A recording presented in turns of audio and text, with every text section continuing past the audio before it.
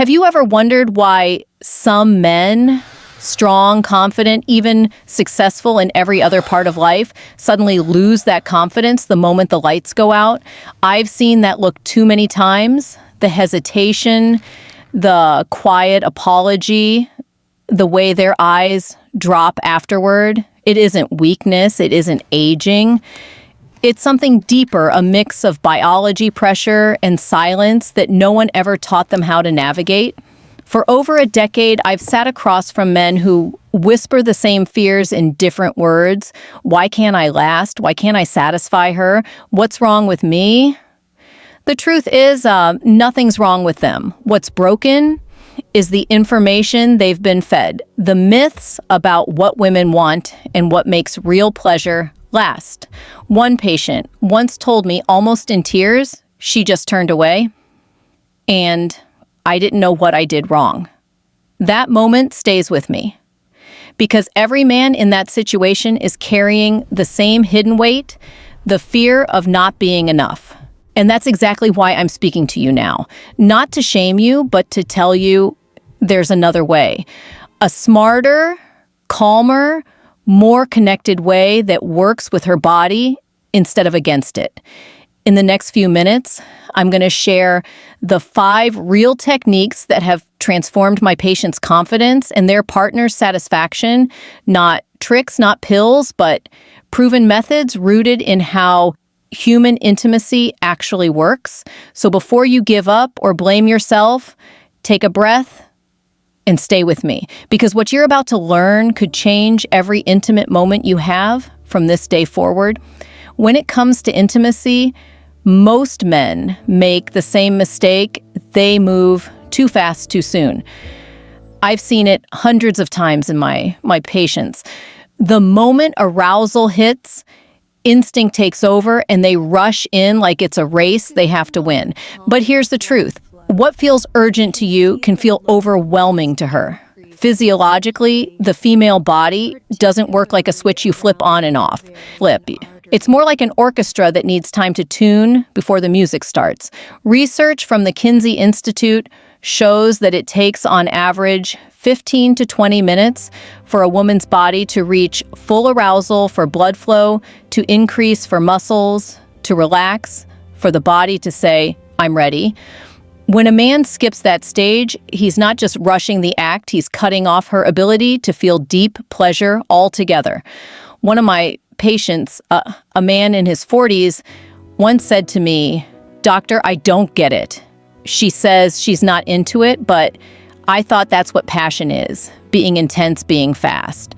What he didn't know is that intensity without alignment isn't passion, it's pressure, and pressure kills pleasure faster than anything else.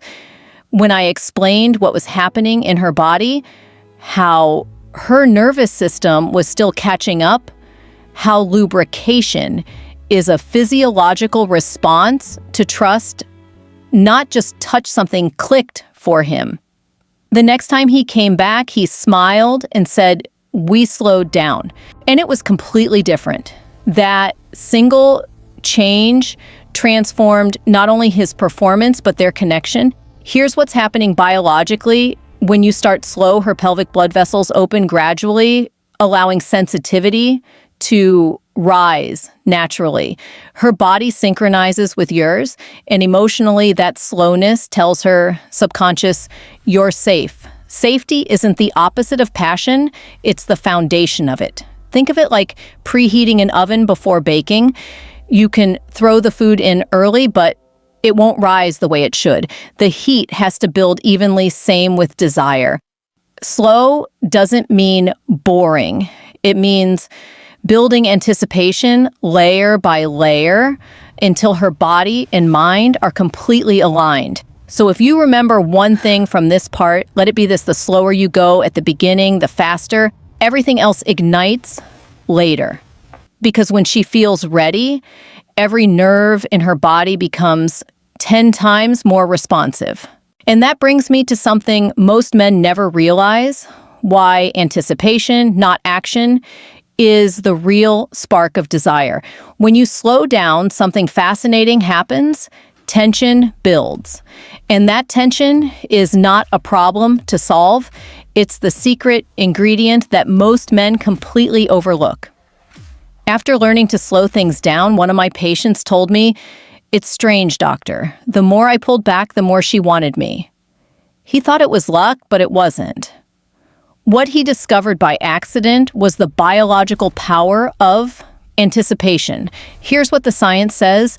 According to research published in the Journal of Sexual Medicine, the brain's reward center, the same part activated by music, food, and deep emotional connection, lights up strongest not at the peak of pleasure, but right before it. Dopamine surges during the almost there moments, priming the body for an even more intense release later. That means teasing isn't a trick. It's neurochemistry. When you build arousal and then ease back for a few seconds, her brain floods with dopamine. Her body wants to chase the high again, so when you return to the rhythm, it feels magnified, sharper, deeper, more consuming. But here's the problem. Most men interrupt this natural rhythm too early. They rush in because they mistake stillness for boredom. In reality, that small pause, the gentle retreat, the slower motion, the deliberate hold is what turns simple pleasure into craving. I often tell my patients, think of desire like a heartbeat. It's not one long note. It's tension and release, tension and release. That wave pattern is what keeps the energy alive. If you stay flat, same pace, same motion, same pressure, the body stops responding. It's like listening to a song stuck on one beat. There's also an emotional layer here. When you tease correctly, you're sending her a silent message. I see you. I'm reading you. I know when to give and when to hold back. That awareness creates trust, and trust deepens arousal far more than speed or strength ever could. One couple I counseled started using this pattern, building up, pulling away, returning slowly, and after a few weeks, the woman told me something powerful. She said, "For the first time, I didn't feel like sex was happening to me. It was happening with me." That's the difference. Teasing creates partnership instead of performance. So if you've been focusing only on stimulation, try focusing on suspense. Learn to hover at the edge, to read her breathing, to play with rhythm instead of chasing the finish line. That's how you turn a moment of pleasure into an experience she'll remember long after it's over. Because what happens next when you start mixing rhythm and unpredictability takes everything to another level. When teasing builds anticipation, the next step is rhythm. And this is where many men accidentally lose the magic they just created. I've seen it countless times. They find one movement, one pace that feels good, and they stay there. Over and over, same angle, same depth, same rhythm. For the first few minutes, it feels amazing. Then suddenly, something shifts, her breathing evens out, her body stops responding, and he doesn't know why. It's because the human body, especially the female body, adapts fast. Nerve endings are like sensors. When they receive the same stimulus repeatedly, they tune it out. That's called neural habituation, and studies from Stanford's Department of Neuroscience show that it can reduce sensory intensity by nearly 40% within just 5 minutes of repetitive motion. So, if you're wondering why things felt electric at the start but flatlined later, that's the reason the brain stopped listening, because the body stopped surprising it. That's why rhythm matters. Passion isn't a straight line, it's a wave. It rises, dips, swells, and explodes. When you vary your tempo, slow, deep strokes, followed by quicker, shallower ones, steady movement, followed by a pause and a shift, you reawaken the nerve endings and keep the entire experience alive. One of my patients once told me, "Doctor, I realized I was treating sex like a workout, same pace, same goal." I smiled and said, "That's your problem. You're training your body, not connecting with hers." A week later, he returned, grinning. "I tried what you said, changed rhythm, changed speed, and it was like discovering her all over again." Variety also helps with endurance. When you switch tempo, you engage different muscle groups and breathing patterns, allowing your body to recover between moments of intensity. It's not just better for her, it's smarter for you. The goal isn't to last longer by holding back, it's to last longer because you're controlling the rhythm of the entire dance. Think of it like music. A song without variation is just noise. But a song that plays with tempo, fast, slow, a pause, a drop, keeps your attention. It tells a story. And that's exactly what her body responds to, a story told through movement. So if you've been stuck in one rhythm, break it, shift the beat, change the angle, create surprise. Because in intimacy, predictability kills desire, but rhythm resurrects it. And once you understand rhythm, you're ready for the next level, the one secret almost every man overlooks, yet it's the very key to unlocking her deepest pleasure. Once you understand rhythm, it's time to go even deeper, literally and figuratively. Because here's the truth, most men were never told. For the majority of women, pleasure doesn't come from thrusting in and out. It comes from connection and contact. I remember a patient once said to me, "Doctor, I give it everything I've got. I go hard, I go deep, but she still seems distant." I looked at him and asked, "Do you ever just stay close, not moving fast, but moving with her?" He looked confused. That's when I explained what no one had ever told him. Penetration alone isn't where her most sensitive nerves are. The clitoris isn't just the small spot you see externally. Anatomically, it's a complex structure, almost like a wishbone, wrapping around the vaginal canal, extending several centimeters beneath the surface. That means when your pelvis stays close and moves in small controlled circles or rocking motions, you're actually stimulating a much larger network of nerves. A 2019 study in the Journal of Sexual Medicine found that over 75% of women reach orgasm primarily through clitoral stimulation, not through deep penetration. So when you grind, when your pelvis maintains contact and pressure, you're activating that entire nerve cluster. This is why some of the most intimate positions, like when she's on top or when bodies are pressed tightly together, are often the most satisfying for her. It's not about force, it's about friction, warmth, and consistency, the small rhythmic movements that keep that network of nerves fully engaged. There's also a psychological layer to it. Grinding brings faces closer, breath mixes heartbeats sync. The body feels enveloped, not invaded. That closeness activates the release of oxytocin, the bonding hormone, which deepens emotional connection and heightens physical pleasure at the same time.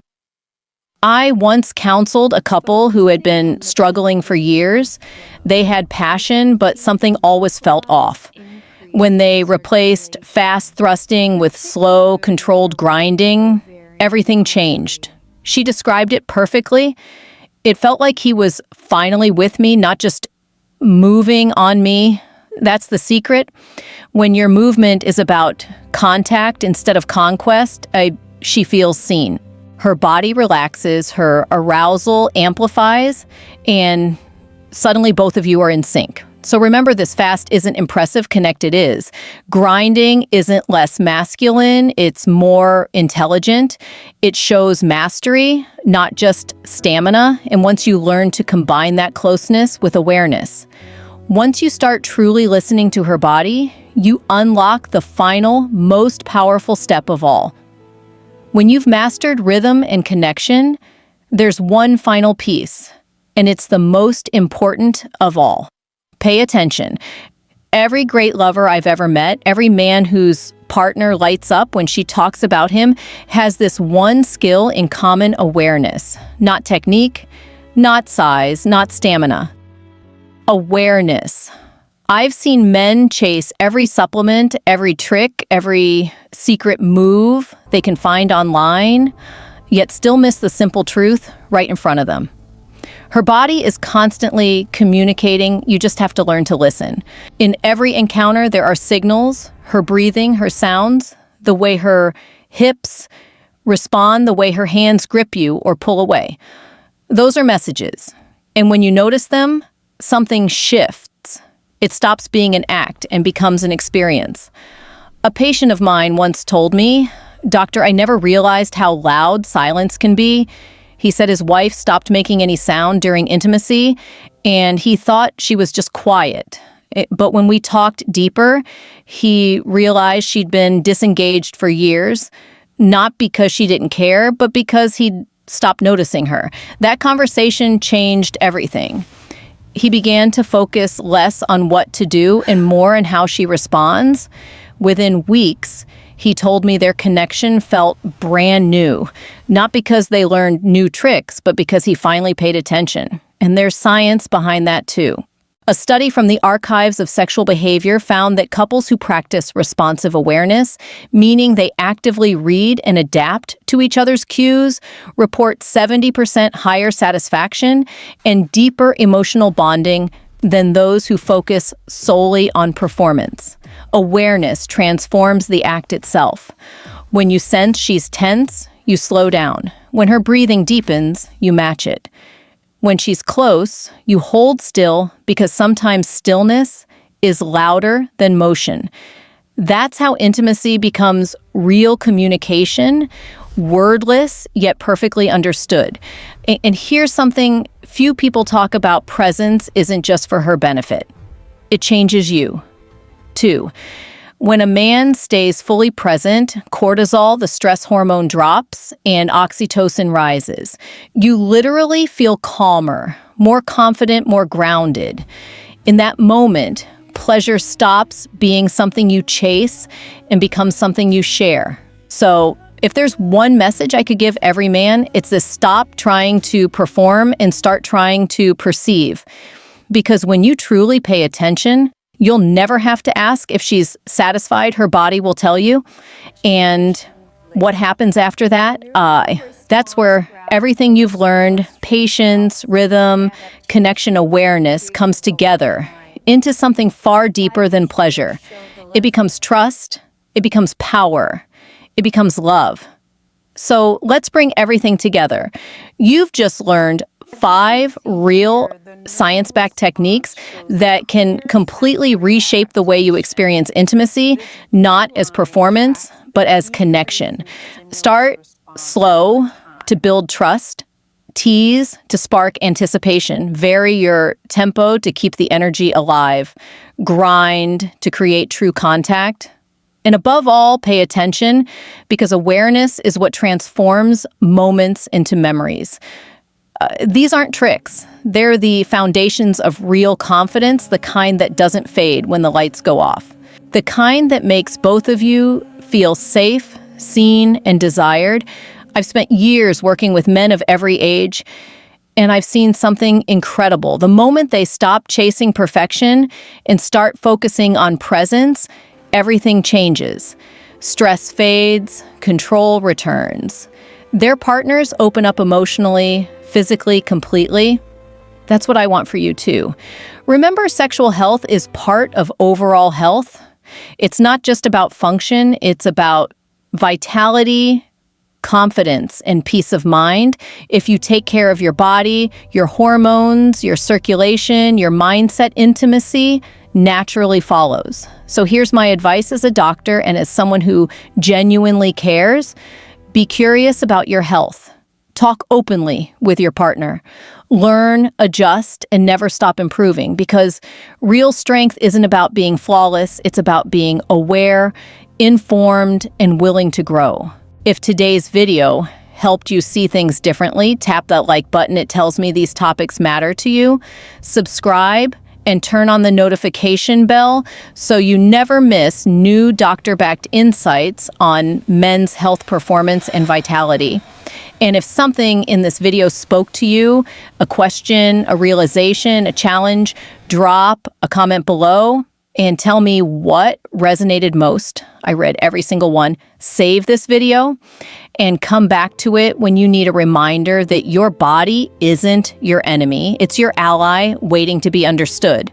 Take care of yourself, stay curious, and remember, confidence isn't found in perfection. It's built in presence. I'll see you in the next video.